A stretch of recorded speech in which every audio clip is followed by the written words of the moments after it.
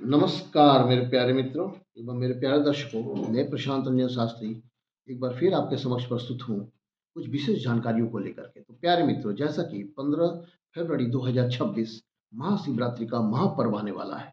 तो प्यारे मित्रों, इस पर्व से जुड़े कुछ विशेष और महत्वपूर्ण बातों को आपके समक्ष लेकर के आया हूँ। तो क्या है प्यारे मित्रों, जैसे कि आप अपने घर में शिवलिंग की स्थापना करते हैं या शिवलिंग की पूजा अर्चना करते हैं, वास्तु अनुसार सही दिशा में उनकी स्थापना आप अपने घर में किए हैं कि नहीं और उसका सुप्रभाव आपके जीवन में पड़ रहा है कि नहीं, इसके बारे में कुछ विशेष जानकारियों को लेकर के आया हूँ। तो प्यारे मित्रों, जैसे कि घर में शिवलिंग स्थापन करना अत्यंत शुभ माना जाता है, क्योंकि यह सकारात्मक ऊर्जा और शांति समृद्धि को आकर्षित करती है। हिंदू धर्म में शिवलिंग की पूजा का विशेष महत्व है।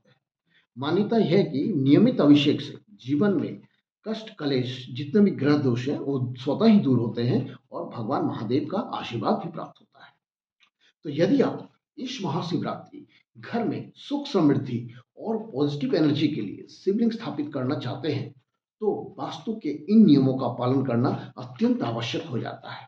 हालांकि वास्तुशास्त्र और प्राचीन ग्रंथों के अनुसार घर में दैवीय और आशीर्वाद और सद्भाव सुनिश्चित करने के लिए कुछ विशिष्ट नियम दिए गए हैं, जो कि हमारे मुख्य धर्म ग्रंथ जैसे भगवान महादेव से जुड़े मुख्य ग्रंथ शिव महापुराण, लिंग महापुराण और कोटि रुद्र संहिता के द्वारा ये वर्णित है एवं उल्लेखित है। तो प्यारे मित्रों, यदि आप अपने घर में शिवलिंग स्थापित करना चाहते हैं तो किन बातों का ध्यान रखें, किन दिशाओं का ध्यान रखें, जिससे आपको अधिक से अधिक लाभ की प्राप्ति हो। तो पहले आप देखें, शिवलिंग को उत्तर पूर्व यानी ईशान कोण में ही स्थापित करना अति उत्तम एवं सर्वश्रेष्ठ होता है, क्योंकि यह दिशा उत्तर पूर्व यानी ईशान कोण कुछ देवीय शक्तियों का वास और भगवान भोलेनाथ का के वास से जुड़ा हुआ है, क्योंकि भगवान भोलेनाथ का एक नाम ईशान भी है। तो प्यारे मित्रों, आप इस जगह पर शिवलिंग की स्थापना करें और ये ध्यान रखें कि कभी भी शिवलिंग को सीधे जमीन पे ना रखें, उनको ऊंचाई पे लकड़ी के बने हुए चौकी और संगमरमर के बने हुए कुछ चौखट या उनका जो संगमरमर के बने हुए मंच पर ही स्थापना दें। और दूसरी बात, आप इसका ध्यान अवश्य रखें कि शिवलिंग के नीचे यानी योनि पीठ माने आधार भाग का होना अवश्य अति अवश्य जो है आवश्यक होता है, यानी आधार भाग का होना आवश्यक होता है। तीसरा चीज क्या है, आपको ये देखना है कि जो जलधारी है, जलधारी या जलहरी जललहरी यानी शिव जी को चढ़ाए हुए जल जो निष्कासित होते हैं, उसका जो मुख है वो उत्तर या पूर्व की दिशा में ही होनी चाहिए, यानी उत्तर में या पूर्व में, ये दोनों दिशाओं में किसी एक दिशा में होना अति आवश्यक और महत्वपूर्ण होता है। तीसरा चीज, शिवलिंग को स्थापना करने के पहले आप ये सुनिश्चित कर लें कि शिवलिंग को किसी भी धातु के थाली यानी चांदी का पात्र हो, तांबे का पात्र हो या कांसे का पात्र हो या फिर स्वर्ण, अगर आप सक्षम है तो स्वर्ण के पात्र में विराजित करें, क्योंकि इससे क्या होगा कि आप जो शिवलिंग का जो अभिषेक करेंगे तो उनका निर्माल्य जल का निष्कासित होने का प्रबंध हो जाएगा, यानी जल एक जगह जमा होगा, वो इधर उधर नहीं जाएगा, जिससे हमको उन दोष का या कोई दोष का सामना नहीं करना पड़ेगा। तो इसका ये आप सुनिश्चित कर लें कि शिवलिंग को जो है किसी धातु के थाली पे ही विराजित करें और ठीक शिवलिंग के मुख के सामने भगवान नंदीश्वर यानी नंदीश्वर महाराज की मूर्ति या आकृति को स्थापित करें। जैसे कि धातु की मूर्ति हो या फिर पत्थर की मूर्ति हो, उनका स्थापना ठीक शिवलिंग के मुख के सामने होना आवश्यक है, क्योंकि भगवान नंदीश्वर को भगवान महादेव और हम लोग जैसे भक्तों का संदेश वाहक के रूप में जाना जाता है। हम लोग का जितना भी संदेश होता है यानी हमारा मनोकामना है भोलेनाथ तक पहुंचाने का जो कार्य करते हैं वो भगवान नंदीश्वर महाराज नंदी महाराज ही करते हैं। तो इसके बाद आपको प्रतिदिन शिवलिंग की नियमित पूजा करनी अर्चना करनी पर चाहिए, जैसे कि भोलेनाथ को दही से, दूध से और जल से, सादा जल से, गंगा जल से अभिषेक करें। ओम नमः शिवाय मंत्र का प्रतिदिन रोजाना जाप करें, साथ में महामृत्युंजय का भी जाप करें और एक इस बात का मुख्य ध्यान रखें, तांबे का जो पात्र है उससे सादा जल और गंगा जल से ही अभिषेक करें। तांबे के पात्र में कभी भी दूध से, शहद से या दही से अभिषेक ना करें, क्योंकि तांबा दूध, शहद और दही के साथ मिश्रित होकर के रासायनिक अभिक्रिया करता है, जो कि हानिकारक होता है।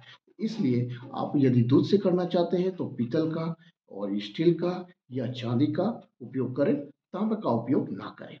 तांबा का उपयोग सिर्फ सादा जल और गंगा जल के अभिषेक के लिए ही करें।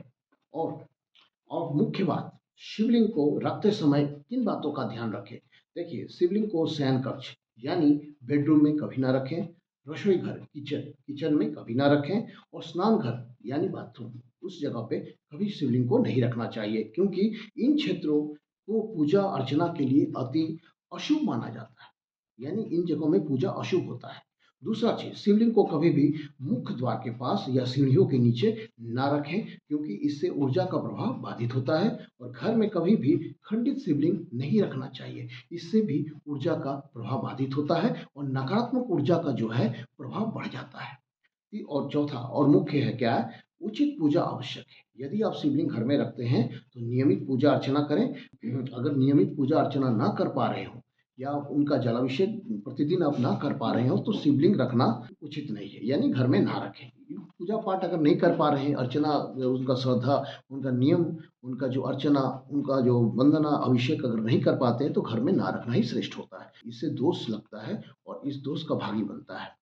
तो इससे अच्छा है कि आप घर में शिवलिंग ना रखें। और तीसरा क्या है, घर में छोटे आकार यानी अंगूठे के आकार बराबर के आकार का ही नर्मदेश्वर शिवलिंग को ही ईशान कोण में स्थापित करें। यानी नर्मदा नदी से के पत्थर से बना जो शिवलिंग होता है वो घर में रखने का सर्वोत्तम और सबसे उचित माना जाता है। इसके बाद आप सोने का किसी भी धातु का शिवलिंग भी रख सकते हैं, सोने का, चांदी का, तांबे का या काले पत्थर का, स्फटिक का और मुख्यतः पारद का शिवलिंग भी रख सकते हैं।